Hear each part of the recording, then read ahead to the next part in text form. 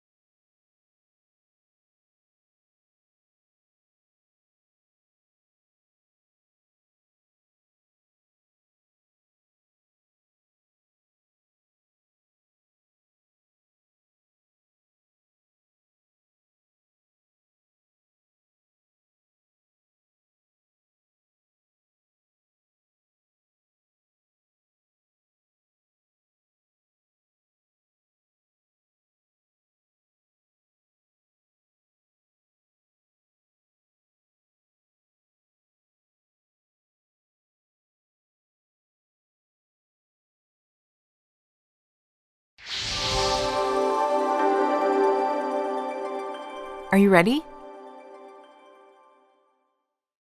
Shh, quiet please. We're about to start. Now let's take a look back at our story so far.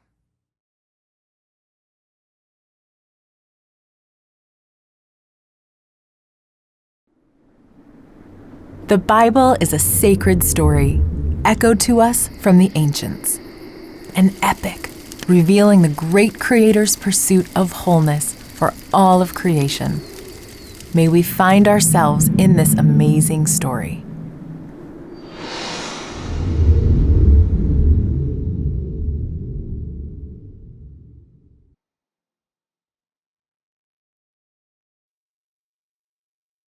For generations, the ancient Israelites told this poetic account of their beginnings.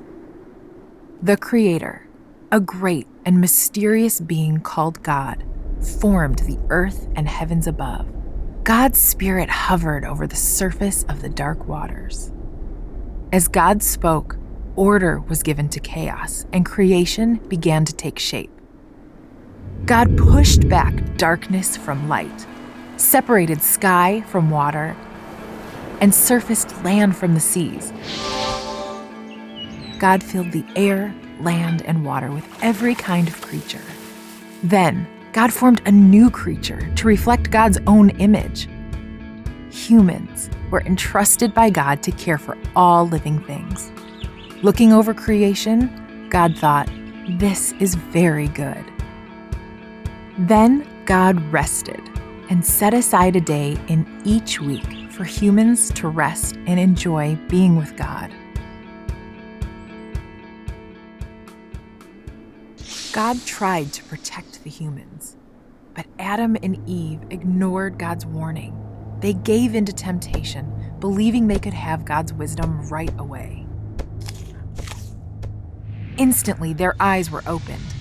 They felt ashamed and afraid and hid from God. Soon, pain, struggle, and death entered their world. Adam and Eve's first son, Cain, became a farmer.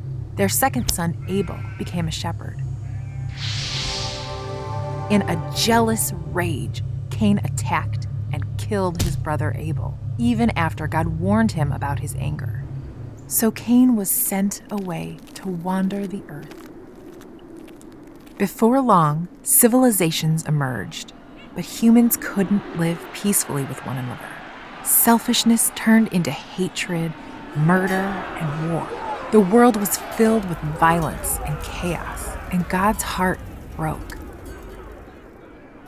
So God decided to start over and send a flood to wash it all away. But God gave Noah a plan to build an ark that would save his family and each kind of animal from the flood. Soon the floods came. Waters poured from the sky and burst from the ground for 40 days.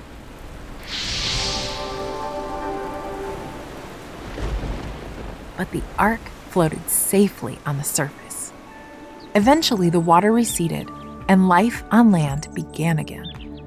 Suddenly, God stretched a rainbow across the sky as a promise of a new beginning.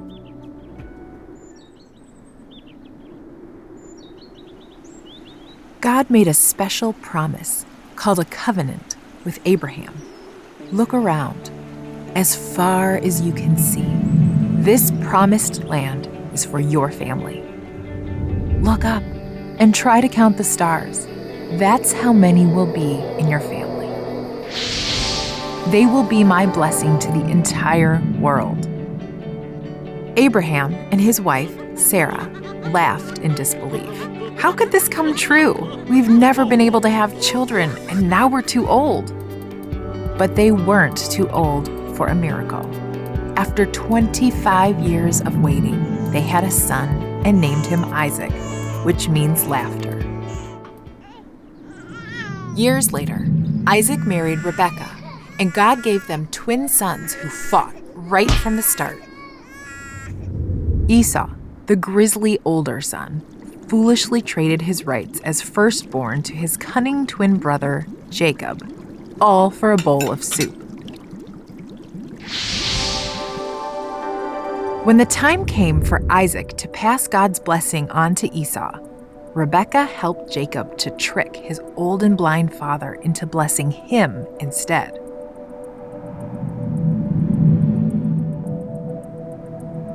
Esau was devastated and vowed to kill Jacob, so Jacob moved far away.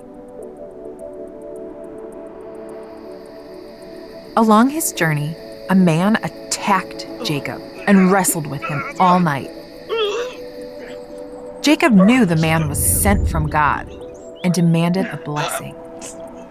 So the man renamed him Israel, meaning struggler with God. After many years, God told Jacob to return to the promised land and face Esau. As Esau and his army approached, Jacob bowed down. Esau ran to Jacob and gave him a huge embrace, welcoming him to live in the promised land. In our next story, Jacob has 12 sons of his own, but one becomes his favorite, a dreamer named Joseph.